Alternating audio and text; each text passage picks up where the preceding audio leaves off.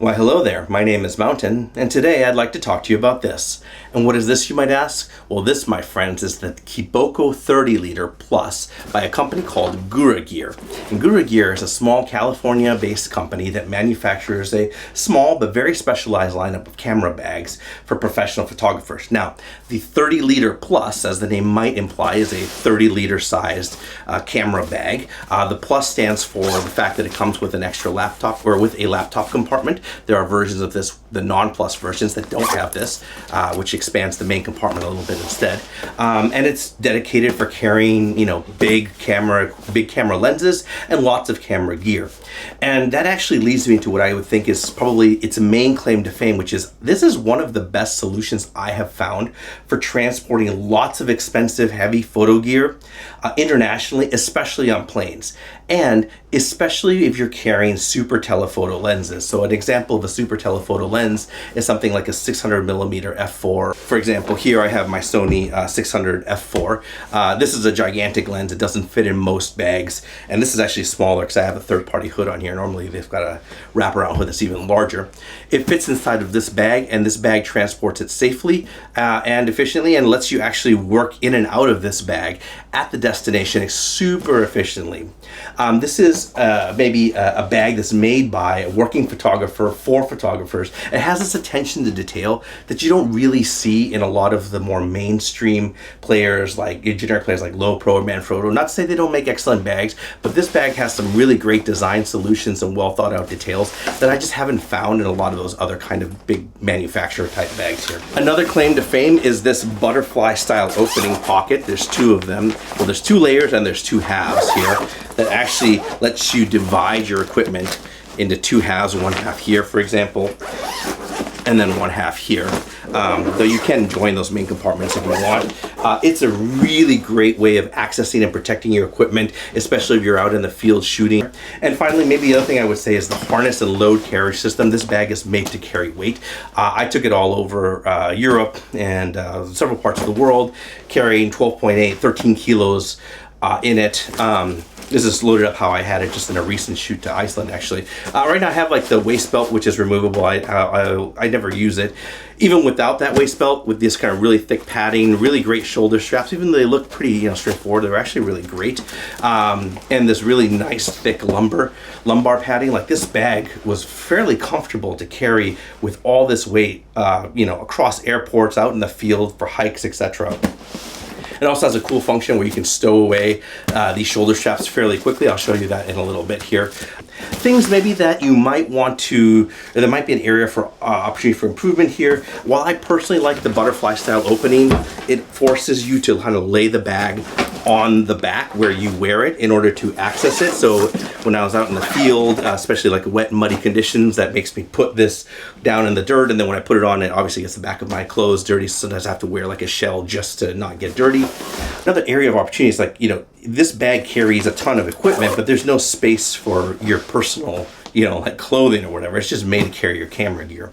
So that means, assuming you're a photographer who wears clothes and washes themselves, is something you're going to be carrying with another bag, like a roller bag or whatever. So it seems like you'd want to have like a luggage pass-through on the back, but there isn't one, because it would be great to be able to like kind of put this heavy bag on top of your luggage roller and just kind of roll it through the airport. Sorry, and one more thing is maybe while it has a ton of organization, all the organization is on the front facing away from you. You really have no easy, secure pocket to put it in. Like, there's only a laptop pocket on the back. There's nothing else. So, you probably don't want to put it out here because it might be, taken by pickpockets or whatever. So that is one maybe kind of area of possible improvement in a future version here. So, quick overview of the bag before we get into all the nitty gritty. Available in 5 different colors, including black. This is obviously the black. There's also gray, brown, blue, and I think green. Available with or without this laptop compartment. The one without the laptop compartment has more width, so you can fit slightly deeper lenses inside of here. Also available in other sizes, I think a 22 and a 16 liter. I have the 22 over there. I don't have the 16 liter. And this particular version, the 30 liter black plus version, sells for $459.95 on the Gura Gear website. So who is this bag for and who is it not for? Well, I mean, it's a $460 giant photographic bag for carrying $1,200 lenses, so it's for serious photographers. Not only is it for serious photographers looking to carry serious weight, I should say, it's for serious photographers looking to carry lots of gear, lots of heavy, big gear, or super telephotos. Like I showed you the 600 millimeter f4 in there earlier here, and I'll show you it inside of this bag in a little bit here. But just as an example of what I have right now inside of this bag, you know, I have a 300 2.8 plus an A1, and then here I have a 70 to 200 f2.8, another A1, a 2470 2.8, a 16 to 35 2.8, plus you know, a sidekick, a Wibberley sidekick for swivel head for my tripod, etc. A lot of, you know, various doodads, etc. Like that's what this bag is for. And maybe the sub-variant of that is traveling photographers looking to get their expensive gear from point A to point B on a plane without checking it in.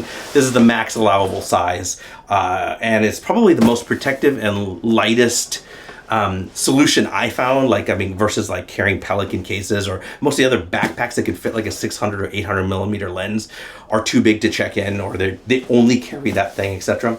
If you're going on safari or birding on the other side of the world, this might be a great bag to get your preciousness from your home to the destination, served you very capably as the working bag there, and then getting it back home all in the plane so it never leaves your sight. So who is it not for? Well, okay, everyone else basically. Non-photographers don't get this bag. That's crazy. If you're looking for like EDC bag, travel bag, this is not the thing. This is for carrying photo gear, and that's it. It's not for photographers, serious or non, in my opinion. With small to medium-sized kits, like this is overkill. This is a large bag made to carry large and heavy gear. And it's not going to be for your run and gun style photographers. Like I said, you got to lay this thing down, you know, unzip your thing and blah blah blah. Like this is like a get from point A to point B safely, put it down, get your stuff out, carry your setup or carry your thing with you, and then shoot. You know. Okay, so next let's talk about the materials and design, and I promise you we'll get into the bag very soon. Materials are excellent. Solid choice of X-Pack, which we all know and love, and it comes with all the benefits and maybe slight downsides of X-Pack, but you know, it's like a camera bag made by people who like travel bags.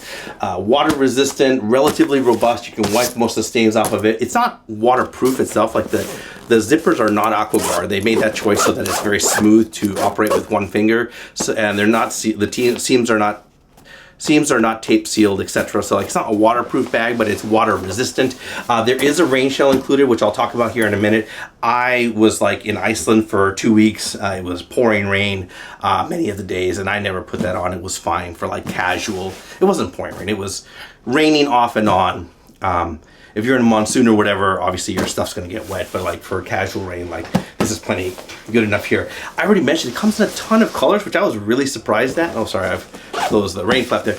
I was surprised at the broad range of colors, browns and blues and greens, and that's great. And grays, okay, great. High quality foam used throughout, especially for the interior dividers. And I'll show this in more detail here. They use something called, I think, Artillon foam, which they claim is used in motorcycle helmets. I do not motorcycle, so I don't know if that's true or not, but it is a thin but very dense and protective foam, which is exactly the right kind of solution that I like. I don't like those big, squishy, thick things. And then, like, just good quality materials. Like, you know, sometimes, like for example, this air mesh, like they use like standard solutions, but there are better state-of-the-art things. So for example, I look at the standard air mesh here versus something like you might find on the latest back of like, you know, Evergood's packs or whatever. They have like this, I forget what's called, like air weave or air something, whatever, but it's just much more advanced, smoother. It doesn't, you know, it's not as abrasive, it wears better, etc. But still, like really good, you know, materials overall. Little touches of Hypalon here and there on here. Overall, good material construction. And the zippers, as I already mentioned, super easy to operate with one finger. Like these are probably the smoothest zippers I've used in maybe in any bag, almost ever.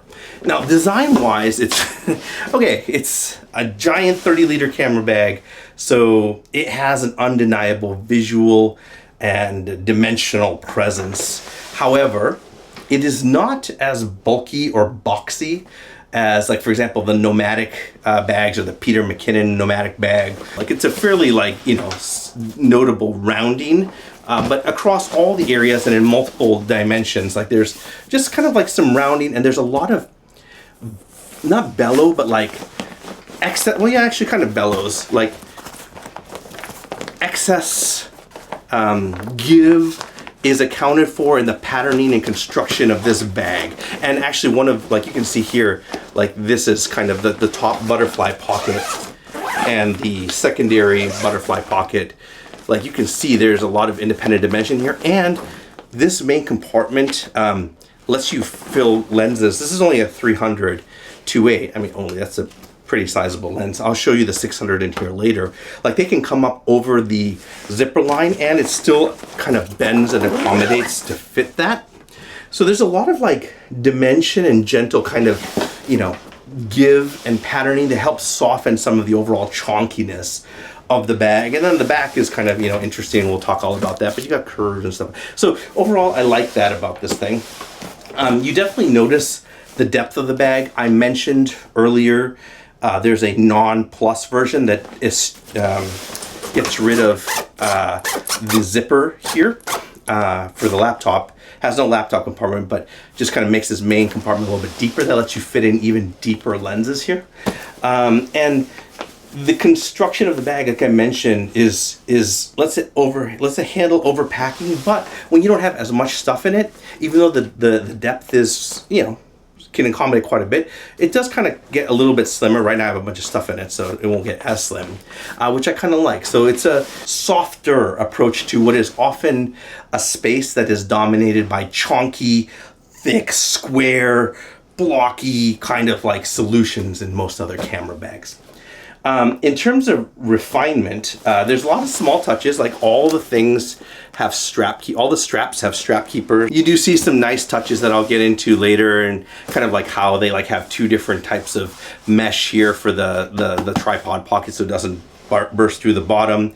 And then you also do sometimes see like some areas of slightly, I will say, like, utility over design, or, you know, form over function.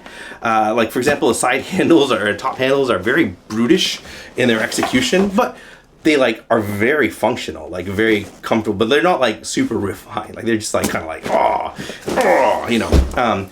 And there's a few other areas on the inside and on the back where sometimes I think the solutions erred more towards utilitarianism than, like, you know, beautiful design, but everything is very well thought out for what it's trying to do. And finally, as you can see, obviously the bag stands up on its own, super useful, because this is a heavy bag. I gotta take it off when I'm waiting in line.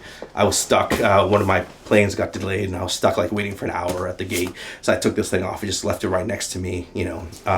It just stood up. It was really easy to kind of pick it up and put it back on because it stands up like this. All right, so now let's start talking about the individual features of the bag, starting with the load carriage and the straps. And there's a lot to say here. I already talked a little bit about these carry handles here. They are like this thick foam, like it's almost like a foam tube.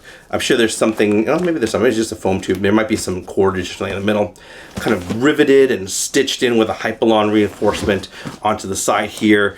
And then there's like this plastic board that runs underneath here. Same situation up here, a bit of plastic here to reinforce it. They don't look pretty, but like they're big, easy to grab, and comfortable for like portaging this bag, putting it any overhead bin on top of you, etc. But like they'll never like blend into the bag. They're always going to be out there. Kind of interesting thing about this one is you can see it's sort of canted at an angle, as opposed to like, you know, maybe straight up and down, which maybe would blend in a little bit more.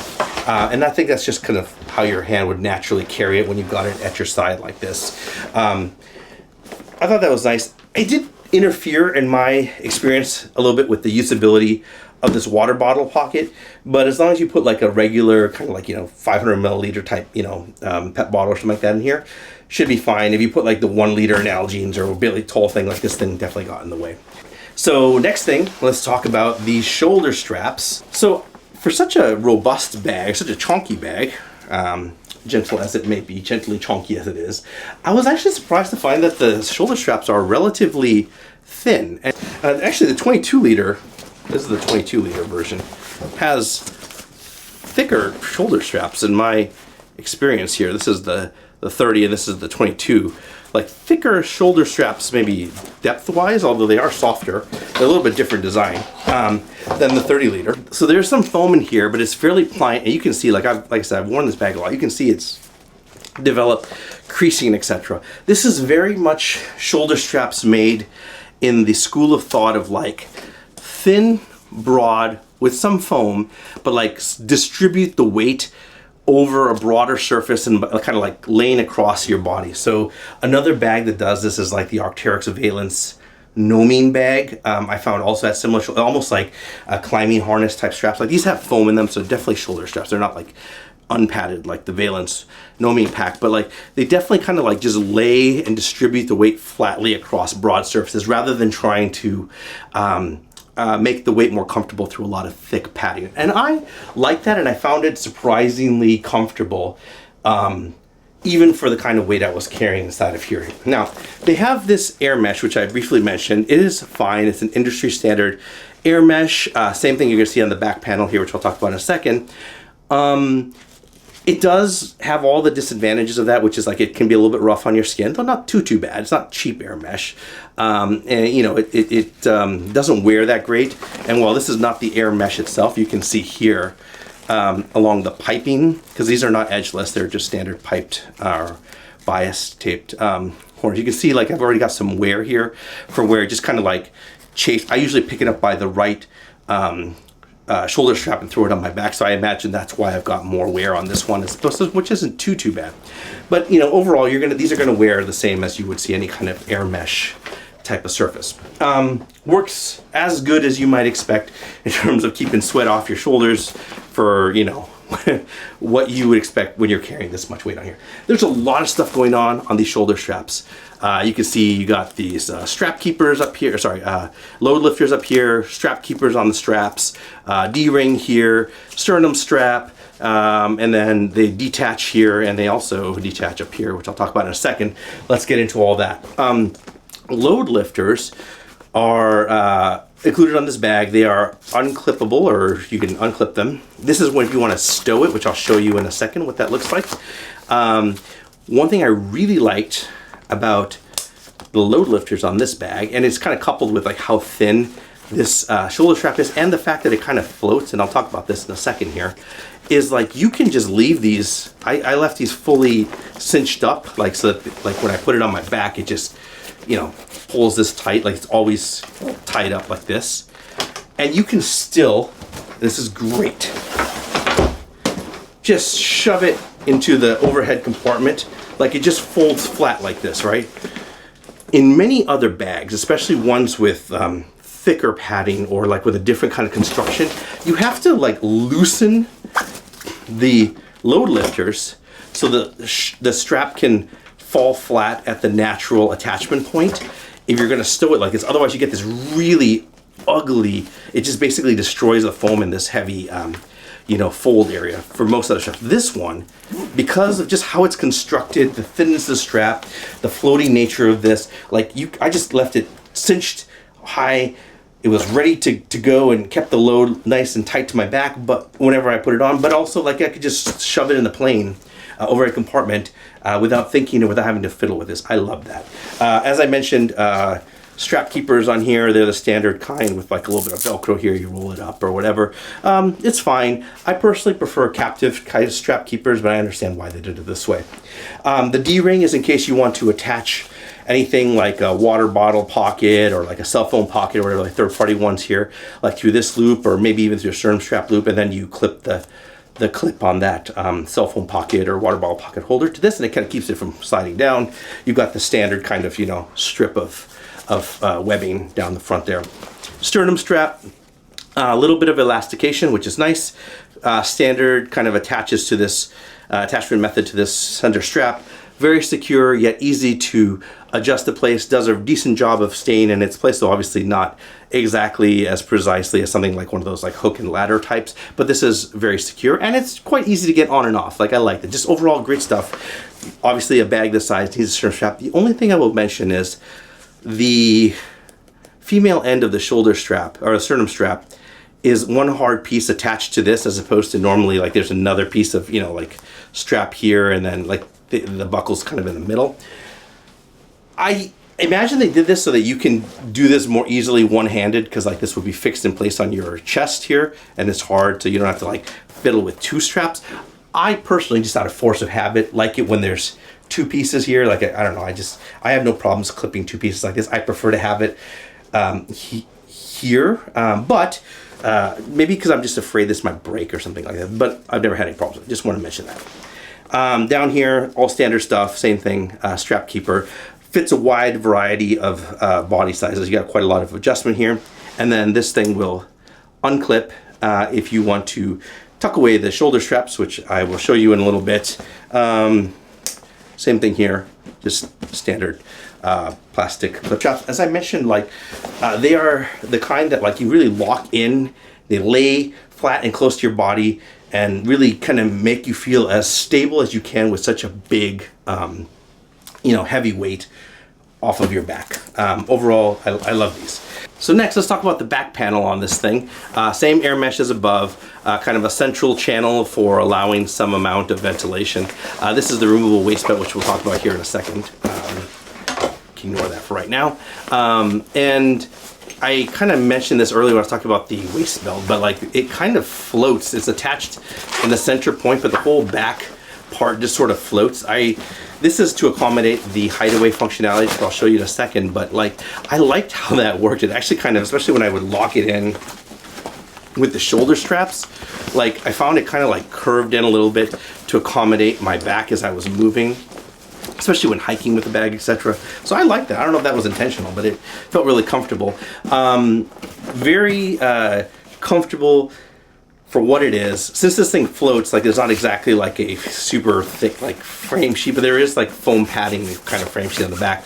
A lot of the rigidity of this bag though, under a load, comes from the fact that it has like, padding all around. It has a three-dimensional shape, and you'll probably be carrying a laptop, and you're carrying big chunky lenses or whatever. It's a very solid feeling bag, but the back panel, because it is so thick and so well padded, it has a little bit of that flex. Like it makes it not feel like you're wearing like a big heavy 13 kilogram box on your back. I mean, you're not going to forget that you're wearing it, but it does just give you like a nice kind of like comfortable interface layer between your back and a very heavy, set of equipment there. There is no luggage pass-through, as I mentioned at the outset of this video, which is super confusing because you would think that one of the number one things you want to do with a bag like this is actually like drop it on top of a roller luggage and roll it rather than carrying it. Seemed like they could have added that in here. Maybe it would be more complicated than it was worth. The lumbar pad, I like that it extends down quite a bit. Like many bags, like it'll stop the lumbar pad here. Like this one goes down all the way. That's so like the belt line kind of hits around here, and they've got an extra kind of bias cut, or I don't know if it's bias cut. No, they have an extra piece of really robust material here, kind of for reinforcement to avoid your belt or whatever, your pants tearing up this air foam or air mesh. So overall, great stuff. It's about as breathable as you can realistically expect for what it is. Again, it's not as good as some of the latest advancements as like, Evergood's like air mesh or whatever they're using on the back there. But, good for what it is and very, very comfortable. I also mentioned several times this hip belt, which I did not use, but it comes with it. And it attaches, like all hip belts of this styly do. Here's what it looks like. It's nice and broad, and I mean, it's not rigid, but it has a bit of support in it. It's not completely just foam. There's some amount of stiffness in there. Kind of pull standard center clip type of attachment where you pull away so the buckle's in the middle of your stomach. A lot of the newer belts will use it where it pulls from the side where the fulcrum is on either side by your hips. That's fine though. This gets the job done. It's broad enough that it is supportive. It does do a good job of actually transferring load from the back to your hips, which is what you want in a waist belt. So it's not just like one of those little dinky little nylon straps. Okay, and so to attach this, it just has this bit of Velcro here, and then there's a corresponding, that's that white patch there, bit of Velcro behind the lumbar pad. You just take this, pass it through like this, And then there are these clips on the side, and they also have these strap keepers built in that you can then run into this side buckle on either side, right below where the shoulder straps attach. And then that provides this kind of torsional stability on either end. This is actually like this, which lets you then have nice stability here. I really like that it comes with this broad shoulder strap, or sorry, hip belt. I like that, you know, just a nice combination of both flexibility and also support and usability, but also like you can remove it. Maybe the only thing I would notice, the vertical position of the hip belt is not adjustable, nor is the back length. So, I mean, you do have load lifters up here, so you can kind of tweak a little bit like that, how the bag rides on your back. So you may not be, you know, depending on your back length, you may or may not, you know, find that this hits exactly right, but these are broad enough, and also like the lumbar pad is tall enough, and you have a little bit of adjustment with the load lifters. I think for most people on their back, even though this is not adjustable, this is you're still gonna be able to get a pretty good load transference onto the hips from the waist belt. So I like that. So, and I also like how like easy it is to remove this, and yet it is still functional when you've got it attached. Like, that's perfect. And like I said, I don't use this because just the load carry system is so good on this bag in general that I didn't find I needed to use it. But just, you know, for those of you who want it or whatever, it's in there. The last function that I'm going to talk about in this exhaustive tour of the load carry system on this bag is what I've been alluding to, which is you can actually stow away everything inside of here quite nicely through a fairly like innovative, I think, system, or maybe novel might be the word. Not one I've seen in too many other bags. You can just clip this away and clip this away, and then you notice, like I mentioned, this thing's attached to the center. There's just this flap that comes out like this, and you just stuff everything inside of here like this. And then there's another one on the other side. You can do the same thing here. Clip, clip, comes in like this.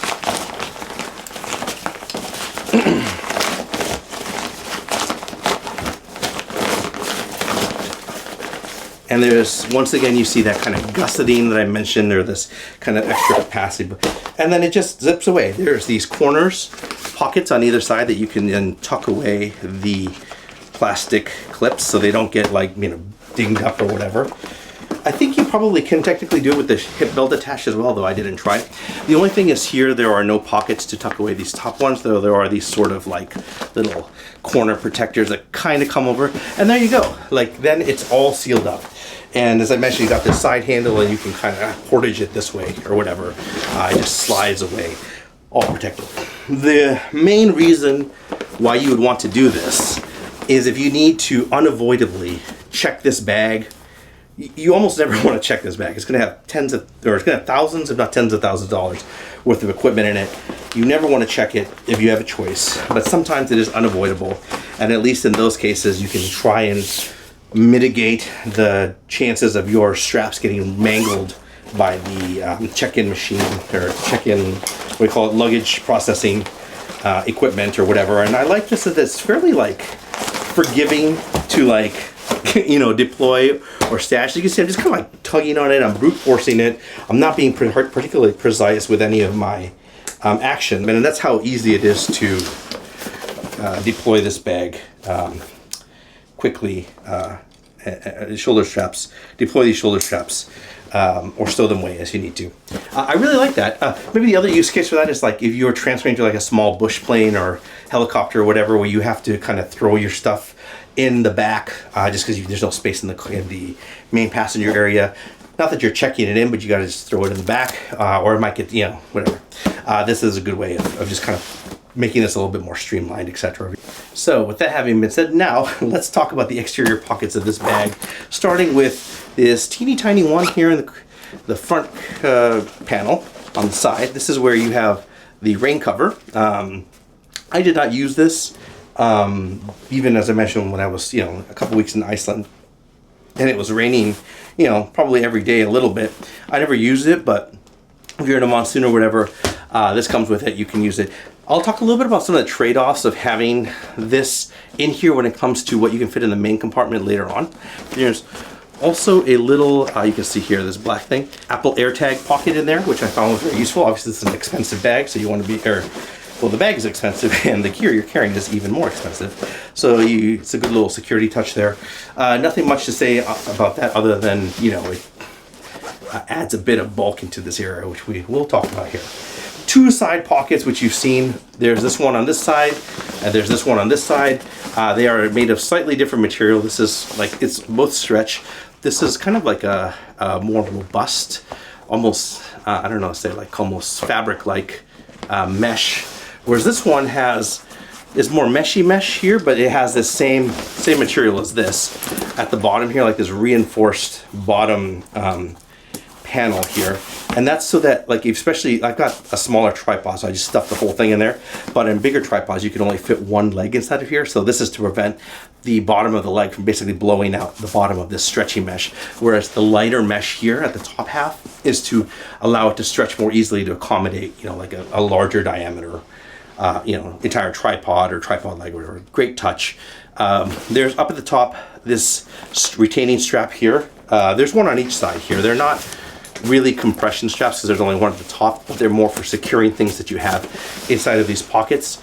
You can see here I've got a tripod, and what I do is I just run this strap through one of the loops inside of the tripod carrying case and then clip it into here, and it keeps it quite secure inside of here. For larger tripods, you're only gonna be able to fit like one leg inside of here, and then you just have the other two dangling off, and you just run this through the legs near the head of the tripod or whatever.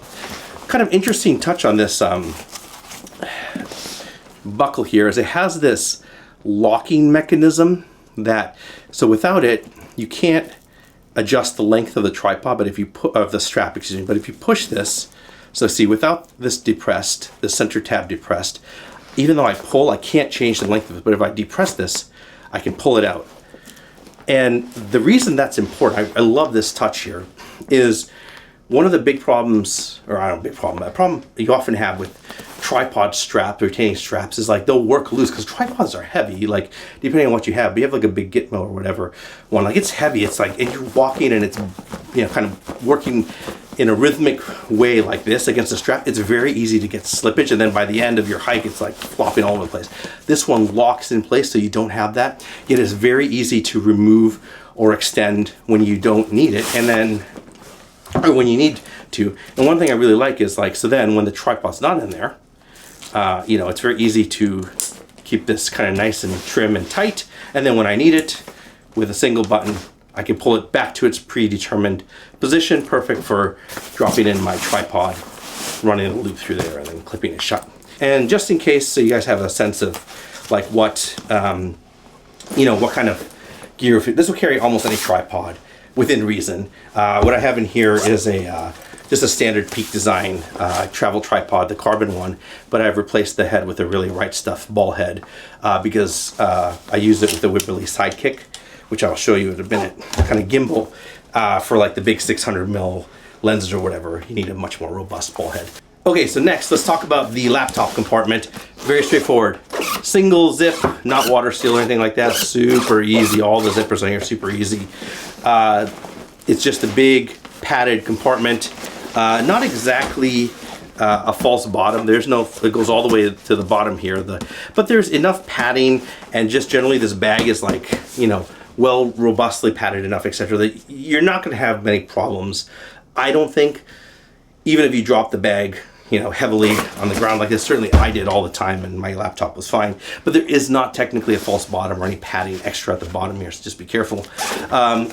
There's no straps or extra pockets or anything like that. I've got a 16-inch MacBook Air in here. It'll obviously fit like a 16-inch MacBook Pro. You can see vertically there's a ton of space. Like, it'll go all the way up to here. So you could fit a much longer laptop. Thickness wise, you could probably accommodate that. Like I said, this bag is generally one that deals well with being overpacked, which we will soon see in exquisite detail when we get to the inside, or these pockets here. So you could probably even fit a thicker laptop in there, but, you know, just, you know, keep it within reason. So you got like a big chunky 18-inch Alienware, razor blade 18, whatever, that probably isn't gonna fit. Now, kind of the hallmark of this bag, the front butterfly pockets. There are two left and right, well, my left, your right. My left, my right. Two halves and two layers, like the front one and then the back one on each side here. Let's talk about the front ones first. Again, super simple, like one finger. These are amazing zippers. The way it's meant to be accessed, well, obviously you can access it standing up and kind of just peek into here, and that's how I'll do it for right now to show you. But you know, very commonly you've got to the destination, you drop the bag on wherever it is, you flip this open, and you access your stuff inside of here, or same thing like here, especially for the main compartment. But for these front ones, you can often access them, and I often did, standing up here. So they're slightly different. Let's start with this one. Opening it up, you see kind of this key leash, or you can attach their memory card holder or whatever. A couple of pen slots like this. Pocket that goes down to around right here. Usually I just carried my keys inside of here and just dropped them in here so they didn't rattle around. And then a couple of pens and maybe like a field notes or something like that. And then in here you've got, actually, so this is where the rain cover goes, and if you take this out, you can see you immediately recover a ton of space. So for me, I often would not even carry this, perhaps slightly risky, but I never had any problems, just because I wanted to reclaim that space. Behind here, there's one deep pocket. I would usually carry my folded up business papers, or like travel documents that, like, I didn't really care about, like my itinerary or whatever, something I might want to access quickly. But you know, whatever, you obviously have to fold it up because it's not that broad. And then, like, I have like a little ebook reader that I would just put in here, like, so I could, you know, if I was standing in line or bored, or I could just easily grab that, read it, and stuff it back in here. On the side, you have these two full-length zipper pockets.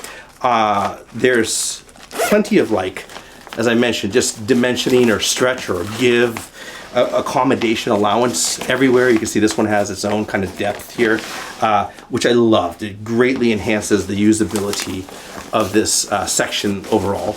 These two pockets here are identical, split the vertical height in half. And this one I usually carried like little doodads I might need, you know, quick access to while traveling, like a little like portable eco bag. I had a little flashlight and lighter and little, like, you know, EDC doohickey inside of here. I just stuff that inside there. And then on this bottom one here, I just have like a mask, and then like I have like some hand cream or something like that, you know, especially if you're out in the wind early in the morning, like it can, your hands get rough or cold or whatever, get a hand warm or stuff like that. So that's usually what I carried inside of here. The only thing I would note with these pockets is that there's no stretch on this side anyway. And I think that a little bit of stretch here, and this mesh is just mesh, it's not stretch mesh, would even make the utility of this section even greater. But overall, I love this. And obviously the last thing is you can just stick something like a folding umbrella or whatever full length in this pocket and zip it up, and it will accommodate that. So very, very useful and nice, and I like that. And this is the other side, front butterfly pocket. You can see we got a slightly different construction here.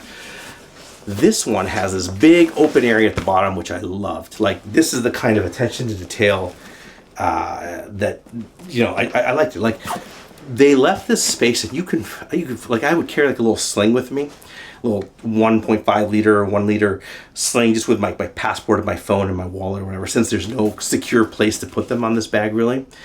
Since, as seen, like, the zippers are super easy to access, anyone could like grab anything out of here. You would probably not feel it because the bag is so heavy, it has so much inertia, excuse me. You wouldn't feel if somebody just take it out in a crowded street or whatever. So I would always carry that in a sling. Then when I need to put everything in a bag, I would just drop the sling right in here and just zip it up. I love that this has a big open area. Great. Here, the top pockets are a little bit different. This pocket here has a little bit of stretch in it. This pocket here has a little bit of stretch in it. I have like an Anchor battery charger, and I think I have like a little bit of, you know, hand lotion in there or something like that. Or you could put like, you know, whatever you need, eye drops, whatnot. Here I have like just a little dop kick with toothbrush and stuff like that, comb, whatever, in case I need to freshen up in an airport bathroom or something like that real quick. Don't want to go digging in my big luggage. And then up on this side here, I have nothing right now, but I usually would put you know, whatever particular item I like, maybe extra set of rental car keys or something like that might go in here. So I usually kind of kept this side a little bit more open to accommodate whatever I need or what might change from day to day. And then here at the bottom, I actually have like you know, like a hub, a portable USB-C hub, a charger for like an iPad, like an SSD drive or whatever. This is like cables, whatnot, a little miniature electronics kit. This is like if I'm going to be editing on the road, like maybe I have an hour or two down between, you know, catching planes or like that, just hang out in the lounge. Don't have to like break out my whole bag and blah, blah, blah. I could just grab like a charger and, you know, start, you know, SSD, copy over some files from my SD cards or whatever. So that's kind of what I did with that one. So those are the front butterfly pockets. Now let's get into the main attraction, which is the main compartment. All right. Same thing as the front butterfly pockets, my friends. Super smooth, one finger opening, dual butterfly compartments, and it just opens up like this. And without spilling too much expensive camera gear, I'm going to try and hold this up so you can see what we have inside of here right now. So we'll start with the side here. We have a Sony 300mm f2.8, a Sony A1 1.4x teleconverter, and then a sling that I use, a quick release sling that I use to carry when I've got the telephoto lenses on. And on this side here, we've got a Sony 7200 f2.8. I've got a Wibberley Sidekick gimbal, which I use when I'm birding. I've got another Sony A1. I've got the 24-70 f2.8 Sony, and then this is a 16-35 f2.8, and then here I've got some various filters, CPs, NDs, etc. Let's then take a look at each half real quick. This is top of the bag, bottom of the bag. Inside panel, you see right away, same dual split mesh pockets, not mesh, well, I mean mesh, but not stretch mesh. Small difference, again, attention to detail.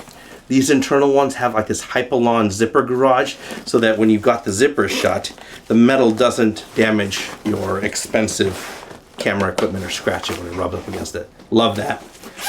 Here, I've got like extra batteries, a little miniature blower, I've got like extra memory card, blah, blah, blah, blah, blah. It's really easy because like when you flip it up, like it's easy to just kind of get into that thing, easy to drop things in and out, easy to see what you have in there. Love that. On this side here, I've got like cleaning cloths and wipes and stuff like that. I'll talk about this thing in a second here. Flipping it over to the other side, top of the bag, bottom of the bag, same thing, split. Exact same structure. This one here, up here I have like a Peak Design capture clip and like a little wrench or whatever. I usually have in here like the tools I might use, like more metal tools or like harder tools I would use to like adjust hardware or screwdrivers or whatever. In here, you know, whereas on this side, it's more like the equipment for the camera or to clean or whatever. And then here, I actually have here Swiss francs, but I would use this one for carrying anything that I needed to carry securely in this case where I couldn't carry my little sling order. Since I mentioned like there's no secure external carry, so if I had like my wallet I had to carry with me because like I'm hiking and I have nowhere, I would put it in here so it's zipped behind this one and then it's zipped behind this one. And it's very unlikely that someone could, because there's only one way zips, to get in there they need to unzip it basically all the way and then like get in here and then get in here. And there's so much heavy equipment that by that point this stuff would fall out of my bag and I would feel it, or that was a theory anyway. So that's kind of like what I treated as like my most secure pocket, which is not really that secure, but it's the best, you know, solution I had. You notice this thing here, and then there's the buckle here. This is the strap that you can use if you want to secure this thing open, and then you can, you know, kind of work with this thing out of the way, or if you just need access to everything right now and you don't want to keep fiddling with zipping, unzipping, or whatever. Very handy. Only thing I didn't really like about this thing was this. This is another area of kind of like, you can see there's like loose threads in here. Maybe you can see, I don't know.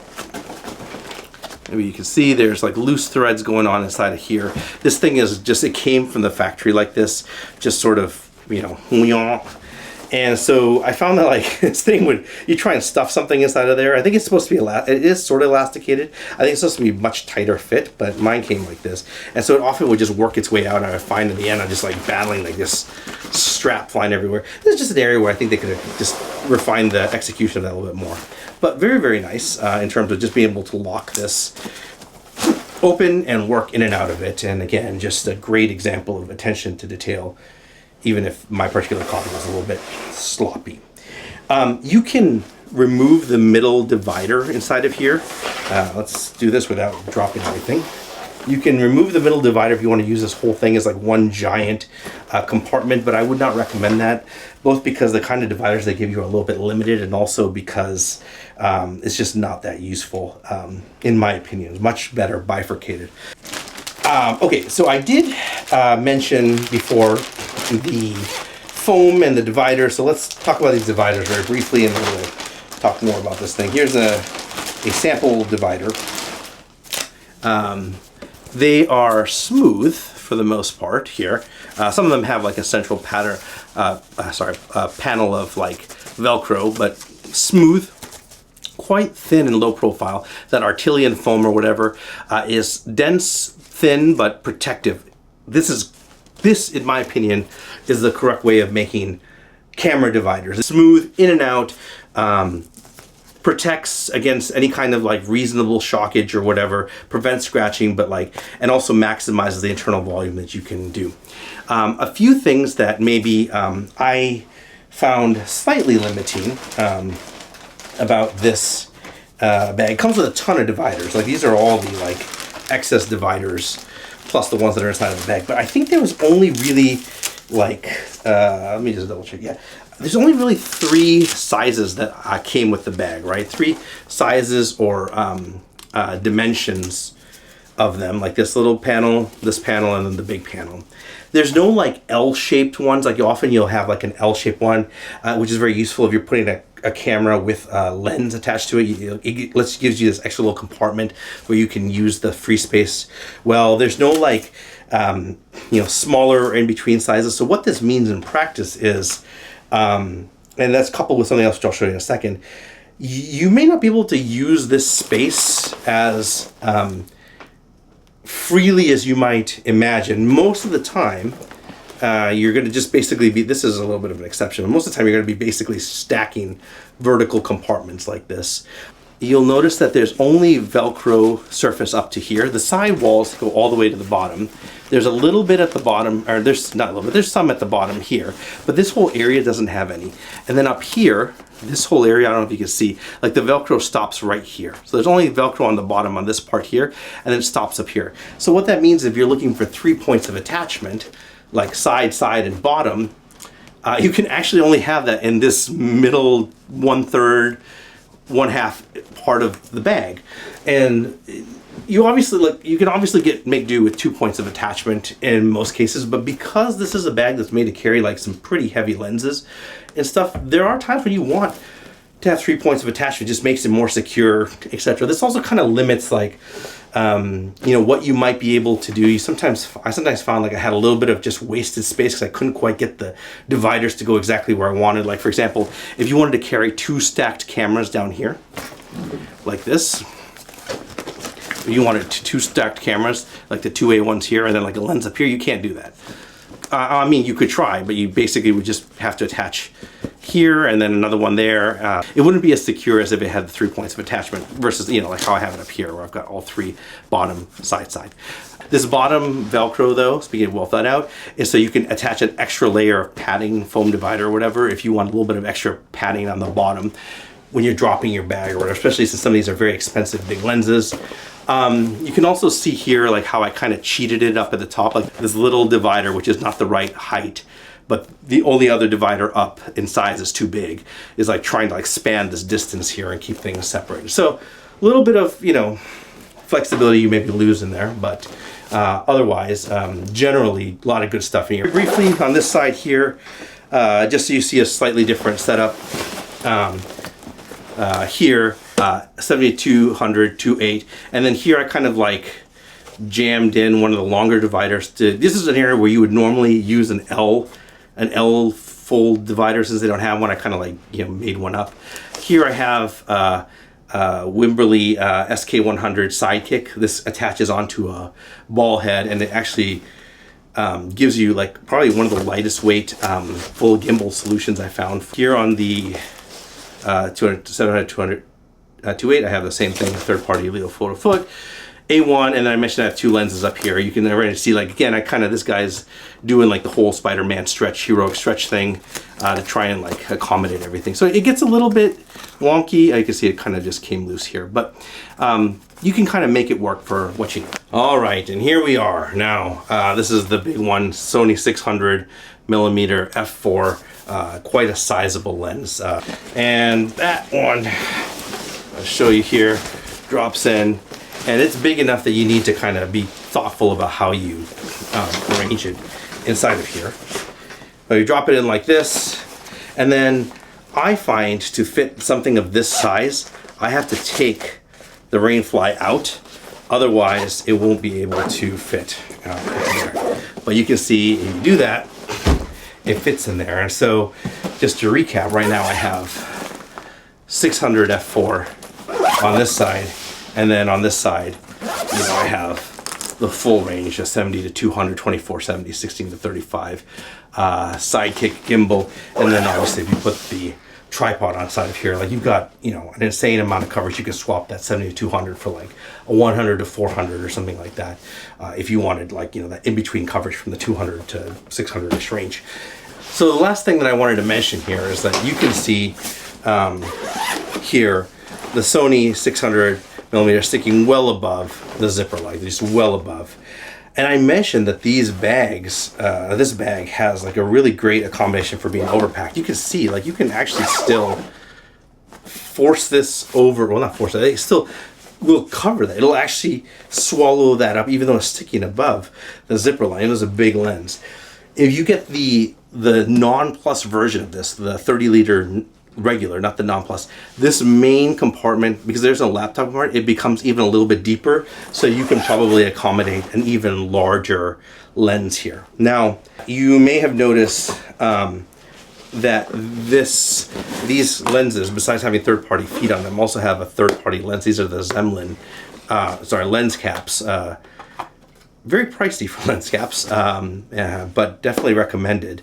Normally, though, they don't, like, from the manufacturer, I think, definitely Sony is this way, and I think Canon is too. It's been a while since I've shot Canon, but I assume that they all are like this. They come with this big, honkin' leather wraparound thing, which just adds, you can see, it adds a significant amount of bulk to these lenses. You can still usually get inside of here like this, but going to a third-party lens cap solution like this can greatly help reduce some of like the overall bulk of your lens. And so with that, you know, I think I've kind of covered all the main functions of this bag. I think it is probably one of the best solutions in the market for the problem space for which it was designed, for carrying big telephoto, super telephoto lenses, or carrying lots of expensive equipment safely and practically from point A to point B, and being a great photo bag at that destination. But if you're in the market for a bag like this, what are some other bags you might want to consider? To be honest, there aren't a lot of other alternatives, in my opinion, that kind of encompass all the different benefits of this bag. If one of your use cases is to carry, you know, a lot of photo equipment from point A to point B safely and protected and blah, blah, blah. A solution I used to use, and a lot of photographers still use, is like a Pelican case. I used to use something like the 1535. They are very protective, of course. Robust, strong, stackable, lockable, waterproof, blah, blah, blah. You can configure the inside however you want. The cons are just heavy. It makes it stuck for anything that doesn't involve stacking it up in a vehicle or laying it in the dirt. A very poor capacity to size ratio or whatever. I just really couldn't recommend those for me personally, but that is something that some people do when they need to transport this sort of stuff. Another option for transporting super telephotos might be something like this. This is the Glass Limo by Think Tank. It will accommodate that 600 f4, and it is what I used to use before I got the Kiboko. It will carry a 600 f4 by itself. It'll carry like a 300 2.8 with the camera body attached. The 600 you can't attach camera. It's really all you're carrying inside of here. It does come with a ton of dividers though inside of here that you can configure to, like, you know, make it carry other, you know, gear as well. But the main downside of this, besides the fact that it's expensive and like just not nearly as nice as this one in my opinion, is like it just can't carry that much. So like, for example, I had to go get this thing which kind of straps in a very unpleasant fashion in my opinion, using their system here, so you can carry like a camera in there. If you want to carry an extra lens, you strap something else on here and you end up with this like Frankenstein monster looking thing. It has, honestly in my opinion, one of like the worst side tripod strap carrying systems. This is actually the official system that comes with it, and it's just terrible. It makes me cringe just looking at it right now, and then thinking about when I used to carry this thing. Anyway, I don't really recommend this one, but if you're looking to just carry a single, like, you know, big lens, or like you just got a 400 2.8 or a 400 or 300 2.8 or 400 and a body, I don't know, maybe like a sports person or something like that, and that's all you're carrying, like a single monopod, like this might do it for you. I don't know. Now, if you're looking to carry like chonky gear, maybe a domestic trip, etc., not necessarily super telephotos, go down in size. This is the 22-liter version of this. You can see immediately all the family resemblance. So there are different notable differences in how the back panel is constructed. Like, you know, there's no hideaway straps on this one, etc., etc. But also it's much smaller, so much more manageable. It's not going to carry 600. It will carry 300. I have such a love-hate relationship with Peak Design in that, like, they fit perfectly in that, like, they're the least bad solution out there kind of box in my world. This is the 30-liter Peak Design 30-liter everyday bag. It's definitely better as a EDC combination photo gear type bag than this one, although as I said, this is not at all what this use case is. The fact that both of these bags are rated 30 liters should tell you everything you need to know about the state of like standardized literage or volume measurement in the industry. I mean, I know technically this thing can go up in the ladder to like accommodate more space or whatever, but you know, you get the point. I've never done a full review of this. Like, the TLDR on this, like I said, is like, it's a popular bag. It's got really uncomfortable straps. It's got an innovative system for adjusting how you carry camera gear. This is the V2 or V3 version, I forget. The V1 definitely had, I think, better interior pocketing in the wings. They cheaped out to save money and reduce manufacturing costs on the V2s and V3s. It carries a laptop. It does not deal well with papers and most other kind of devices, but it is popular for reasons, and it was kind of the original Kickstarter darling. And so really, that is it. If you have any questions about this bag, go ahead and leave it in the comments below, and I will try and answer it. If you have any bags you'd like me to review, leave those in the comments below, and if I can, I will review those. Thank you very much.